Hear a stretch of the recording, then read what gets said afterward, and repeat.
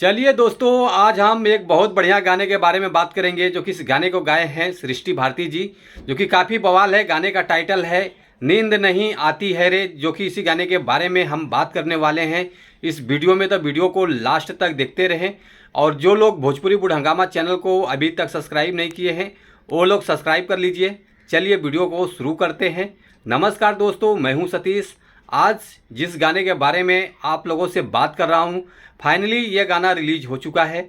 वो आगे बात करेंगे किस चैनल से रिलीज हुआ, पहले गाने के बारे में बात कर लेते हैं। गाने का टाइटल सॉन्ग है नींद नहीं आती है रे, जो कि इस गाने को गाया है सृष्टि भारती जी और इस गाने को लिखा है जॉनी जी। और इस गाने के म्यूजिक डायरेक्टर हैं जॉनी जी और डिजिटल हैं सुलभ कुमार जी, जो कि काफ़ी अच्छा गाना है और म्यूजिक भी बहुत ज़बरदस्त है।